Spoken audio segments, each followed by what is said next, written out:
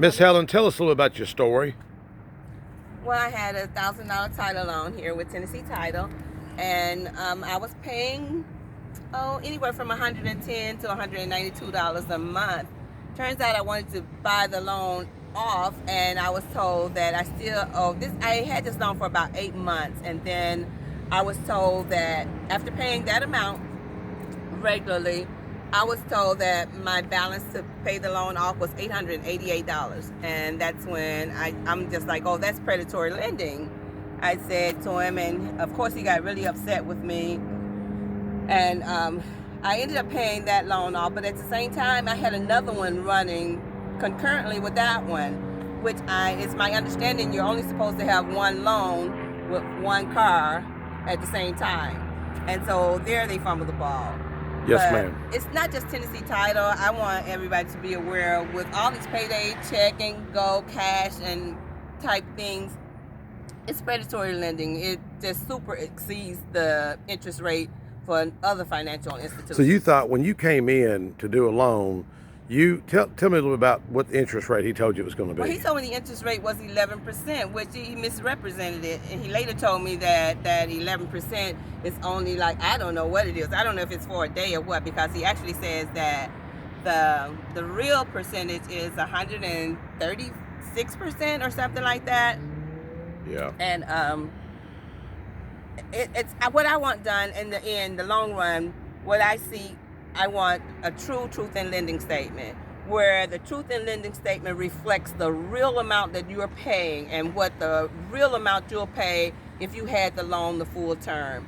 And when they're not doing that, I don't know how a law was ever passed to have an interest rate that high. Yes, ma'am. And so what I would like to see done is a lower interest rate comparable for someone. This is just systematic impoverishment. Yeah. Well, I know it's not a black or white thing. Please be advised. Yes, ma'am. I want this to know that because poverty doesn't have a color. No. So.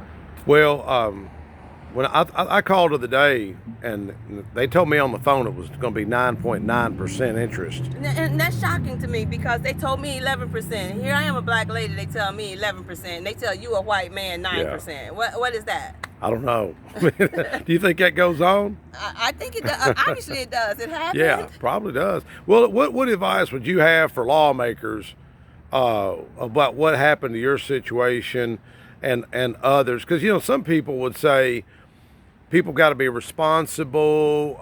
They know this going in. They need to read contracts, this and that.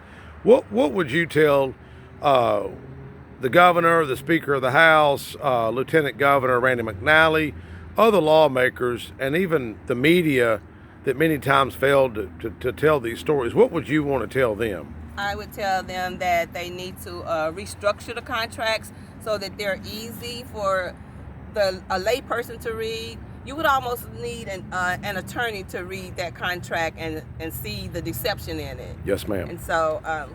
well, you went up, and I'm not trying to plug a place, but ironically, you went over to a credit union. Mm-hmm. What's the name of the credit union you joined? I went over and joined Heritage. What's this? Not Heritage South. Yes. Yeah, right across the street. Yes, but I still had to get with family and different ones to come up with the amount to try to pay that loan off because they were threatening to take my car and.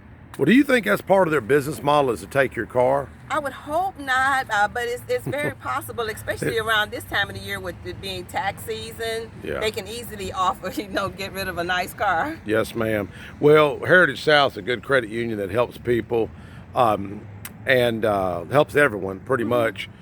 We have one in Smyrna. And, well, any final comments? Well, let me, real quick, I know I may put you on the spot, but I hope you don't mind me asking about you taking care of a loved one. I am. Okay. Yeah. Do you want to elaborate on that, or would you rather not? Well, we could probably edit it later, but I'll be glad to tell you that I'm taking care of my sister. I take care of a developmentally disabled sister, and she also has metastatic breast cancer that has metastasized, and we have palliative care now, soon advancing to hospice. And so I really needed my car and didn't need to be in this financial hardship and emotional hardship. Well, you told me the other day you were driving around some places, mm-hmm. and where were you driving around? What was you looking for? Remember what you were telling me? When I was trying to find, make arrangements for my sister? Yes, ma'am. Yeah, I was making arrangements for my sister day before yesterday. I went to Smith. There's a new funeral home here in Murfreesboro. I went there, ma'am. and so that they could coordinate it with a funeral home in Chattanooga. Yes, ma'am. So that's yes, ma'am. so I've been like on a mission doing that and this at the same time, and it's really been a hardship. Well, what advice would you have for the media, maybe a newspaper reporter or TV journalist that kind of failed to cover your issue? What would you want to tell them? That they would that there are other people. I've talked to so many people, some that probably won't come, won't be seen talking about it, but there are a lot of people that will talk about it or sign petitions if we could get one.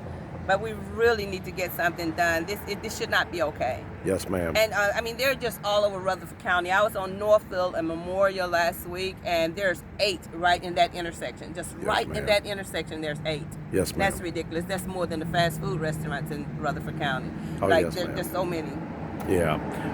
Well, I appreciate and sorry for what you're going through, Oh, but no I think, we reached out to several media outlets to try to get them to cover your story, and they just, I don't know if they're too busy covering other nonsense many of the time. So we decided we're going to do a little video. We're going to go on here and try and negotiate your deal down. And what's the balance you're thinking? The balance is $1,200.